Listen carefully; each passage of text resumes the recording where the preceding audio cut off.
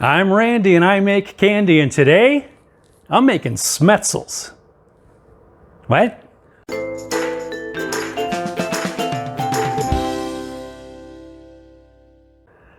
Greetings, my confectionery cartel, and welcome to Randy Makes Candy, where I help you make tasty treats that people love to eat. National S'mores Day was this week, so I'm making Smetzels. What's that? What's a Smetzel? So glad you asked. As I'm sure most of you know, a s'more is made with chocolate, marshmallow, and graham cracker. To make a Smetzel, you just switch out the graham cracker for a pretzel.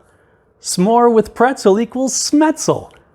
Yeah, it's lame, but it's the best I could come up with. I like these because the pretzel brings some salt to the mix, plus it's got a really nice crunch that graham crackers just can't provide. Plus these are super easy to make, and we've been working pretty hard over the past few weeks, what with the fudge and toffee and all, so I thought we needed a break. Okay, let's make this happen. First, what do you need to create this? Don't worry about writing it down, everything you need is listed below. You can also find this information at randymakescandy.com. The idea for Smetzels came to me a few years ago, and I've always filled them with marshmallow cream to replicate the s'mores experience, but I think today we're going to go for the Smetzel trifecta.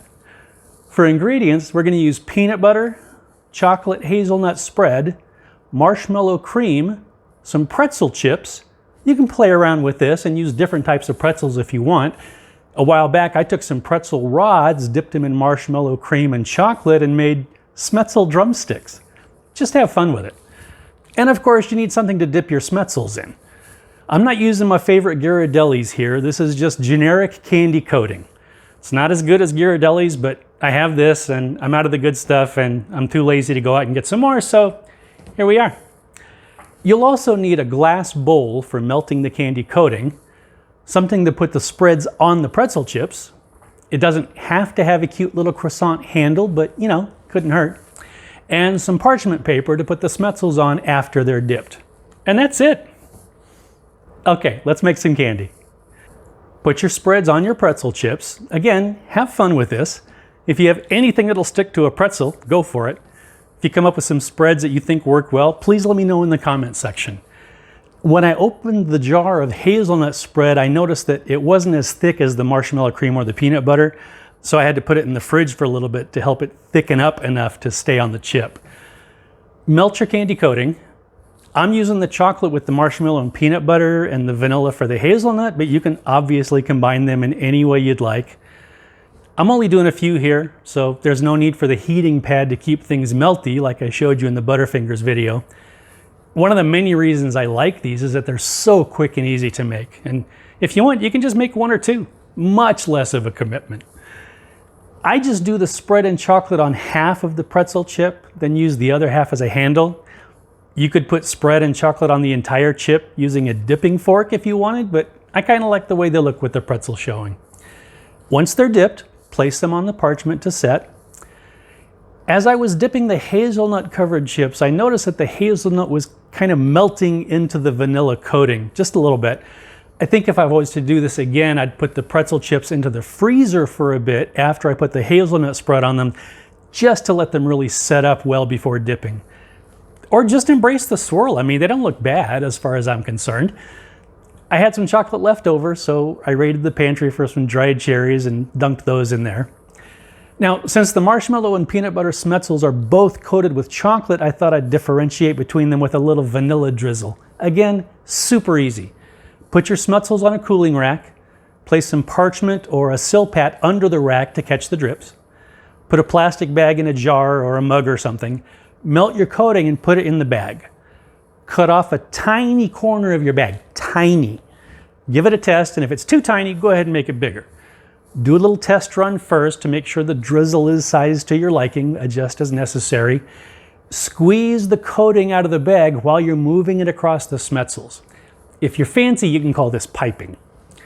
Once it's set, you may need to pick a few little bits of stray drizzle off, and that's it.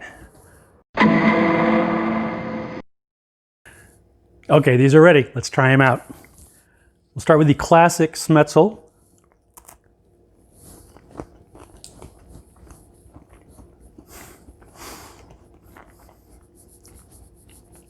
I do love me some chocolate marshmallow.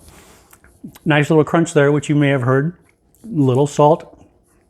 Yeah, I mean, it's just a tasty treat. It's really simple. There's not layers of flavor like you had with like the creme brulee fudge.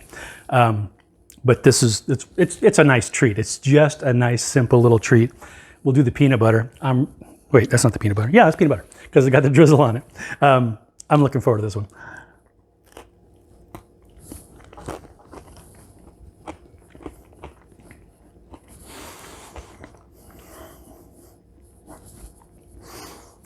This one's nice because the peanut butter has a little bit of salt in it too. So that plus the salt from the pretzel kind of gives it, and you know, there's the extra layer that I was looking for maybe. That's really tasty. I'm a fan of that one. Okay, I don't know about this one, the hazelnut, we'll see.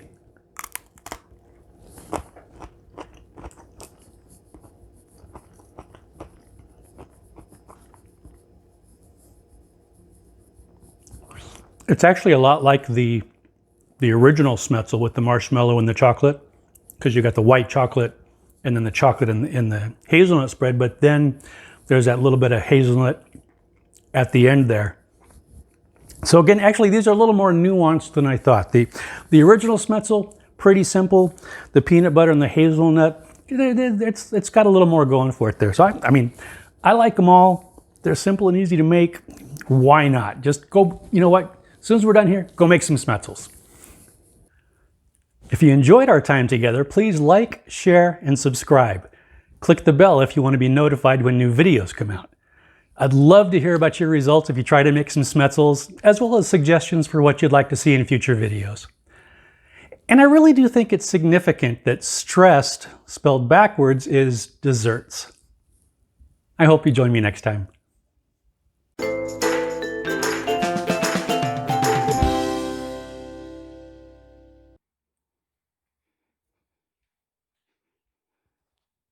Oh, hi, what's up?